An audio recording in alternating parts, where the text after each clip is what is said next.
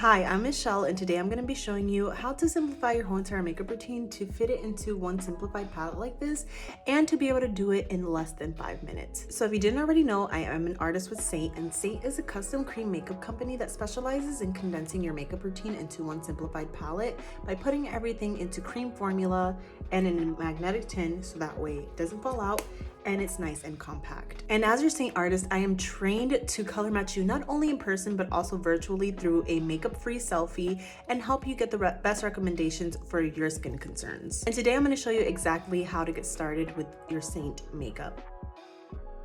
So the first thing that you're going to do is pick out a palette size depending on what you want. I always say go bigger than what you actually need. So the way that this makeup works is that it consists of highlights and contours to create a three-dimensional foundation finish, and you just apply the colors where you need them. So you don't have to put down layer after layer after layer. You just put down the colors kind of like paint by numbers, blend it together, and it creates a beautiful three-dimensional finish. I'm going to show you just how to do that. So the very first shade that I'm going to match you to is going to be your highlight shade. So this is your main highlight shade. This is basically what we would consider our foundation shade. So I will color match you to this shade first, and just depending on what concerns you have and what kind of finish you want will determine what other colors I color match you to.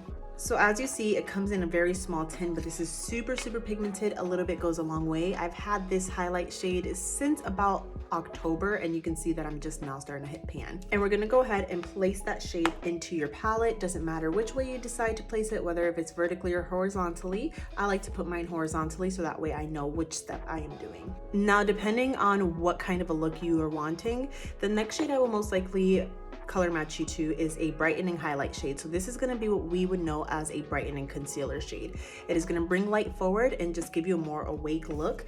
Usually it's going to be 1 to 2 shades lighter than your skin tone, sometimes even lighter if you want more of a drastic finish. Then the next shade that I will color match you to is a contour shade. Now this shade is going to look really dark and scary, but like I said, they're super pigmented and a little bit goes a very long way. So it's not going to look quite this dark on the face, and depending on which brush you use is how dramatic of finish you are going to get. So this will be the next shade that I will recommend for you, and again, depending on the finish that you want is how dark or how light this shade is going to be. And these 3 basic shades is what we know as our 3D foundation. So it consists of the highlights and the contour, and that's what creates the 3-dimensional finish. So today I want something a little bit more natural, so I'm going to use the blend brush. This is going to give you the most natural airbrush finish, and I'm also going to use the detail brush, which is an amazing brush, especially if you struggle with contouring. This is a brush that I recommend almost every single beginner to try out.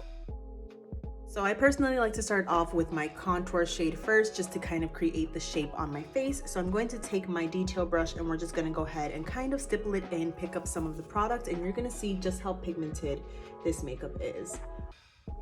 Very pigmented, didn't even pick up that much product. And don't be scared if it looks super dark, because once we blend it all out, this is gonna look really nice and natural. I also will apply a little bit of my contour shade just on the forehead area, as well as the top of the nose instead of the side of the nose, because this is going to give you a slimmer effect. So you can see the difference on this side versus this side, and I'm just gonna go ahead and follow that up. And don't worry about that little pimple, we will cover that up. The next shade that we are gonna go ahead and use is our main highlight shade. And this shade I like to use to color correct any areas that I just want a little bit more coverage. So since I want to apply everything in one even layer, I'm gonna take that main highlight shade and just go ahead and put it on the darkest areas of my under eye. And I'm also going to go ahead and use that same exact shade to go ahead and just try to cover up that little zit.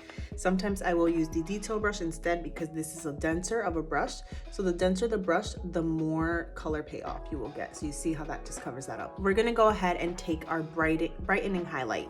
So I'm going to apply this anywhere where I want light to be brought forward, where I want a little bit more of a pop. So I like to put that on the inner corners of my eyes, the outer corner of my eyes for a lift, and then on the center of my nose, as well as my forehead area. So I just put it in those areas there. And then the last shade that we're gonna go ahead and apply for right now is our main highlight shade once again, and we're just gonna put that everywhere that there is no makeup. So we're gonna go ahead and take the same exact side of the blend brush, and I'm just gonna go ahead and place that everywhere that I don't have makeup on. And you don't need much of this at all. You can see I am just picking up the smallest bit of this, and it does go a very long way. You see that it's not completely covered, but just trust the process. And if you need more, you can always add more after you blend it. So once we have all of our colors how we want them, we're gonna go ahead and take the fluffier side of the blending brush, and I'm gonna start off with my main highlight shades. And since this is a cream formula, it's going to be very easy to blend. And with the warmth of your face, it's gonna make it that much easier to blend out. And you can see how that's already looking so much better.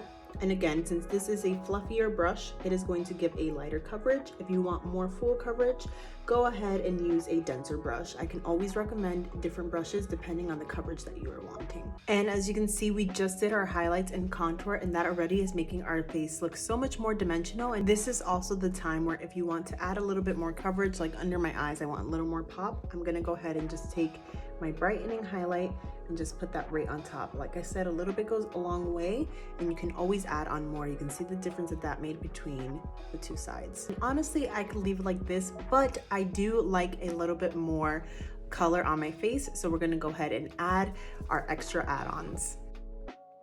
So the next shade that I would most likely recommend for you as you're getting started is a lip and cheek shade. And this can be totally up to you. It's totally optional. Usually if you fill out my color match form, I do have swatches of all the lip and cheek shades that we currently have. And you can pick a couple of your favorites, or I can just suggest colors that I think will look best with your skin tone as well as your eye color. So these are some of the shades that I personally really like. And today I'm just going to go ahead and use this shade right here, which is called Tropicana. It is a gorgeous peachy color. I think this is absolutely stunning on every single skin tone, and it is a semi-gloss formula, so it is going to give a little bit of a shine, but it's going to not be too glossy or glowy looking. So it's kind of like in between a matte and a gloss. And I'm just going to go ahead and take the fluffier side of my brush. You can also use your fingers and just dot it on and then blend it out.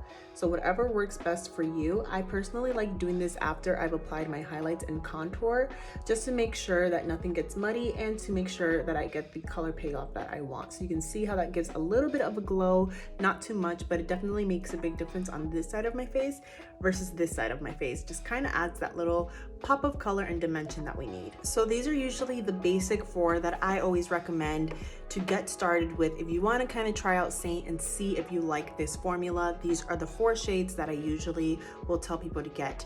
But if you want a complete look, I always recommend to add bronzer and illuminator just to really complete the look, and because they are so versatile. And today I'm going to be using our bronzer shade in the shade called Bella. This is a very versatile shade, and something that I get asked about a lot is what is the difference between your contour shade and your bronzer shade. As you can see, they look very, very similar to each other, but the contour shade is going to add a little bit more shadow. It is usually going to be more on the cool tone side, so it's going to add more structure and shape to the face.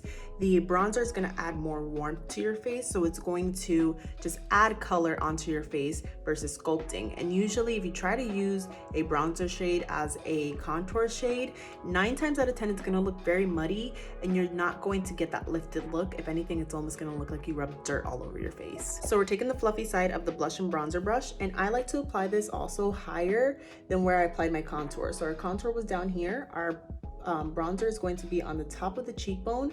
So anywhere where your bones are kind of sticking out, that is where the sun would naturally hit your face first. So that is where you want to apply your contour. So if you have cheekbones, you're going to put it on the top of your cheekbones like that. On the bridge of your nose, put some on the tip of your nose, on your chin if your chin protrudes out, and on the center of your forehead. And you can see how that just added a little bit more color to my skin and just makes me look a little bit more lifted and a little bit more awake. And then this last step is totally optional if you want to do this or not, but I personally like it because I like to have a dewy complexion, and that is illuminator. So I am going to be using one of my favorite shades, and this is the shade called Rose Gold. I feel like this looks so good on so many different skin tones. So I like to take it with my fingers, and this is a cream illuminator, so it's going to look more skin-like than a powder illuminator. It is not going to enhance texture on the skin. And you can see how that just gives a little bit of glow, a little bit of lift to the face versus this side that looks kind of dull. I feel like this really helps to complete the look. And just to show you how versatile this makeup really is, I'm gonna go ahead and take a little bit of the bronzer shade with our blend brush, and we're gonna go ahead and just slap that in our crease to go ahead and do a really quick eye look. And I like to also put some on the lower part right there. And then I take some of my illuminator and I will just use my fingers to go ahead and use that kind of as an eyeshadow base. And you can see how this just creates a really quick and easy everyday makeup look in seconds. And then of course, we're gonna finish off with a little bit of lip color. So I like taking my fingers to apply it for a nice wash of color.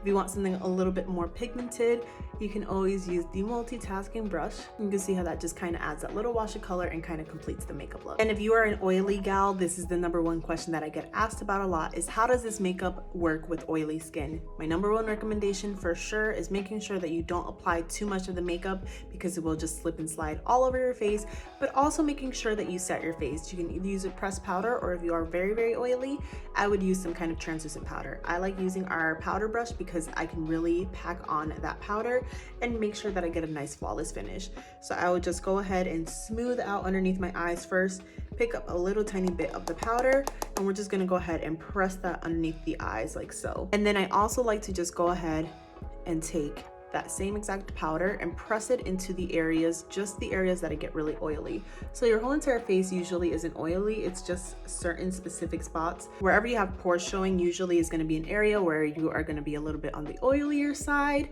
or anywhere that you have a lot of movement. So your forehead area, smile lines, anything like that.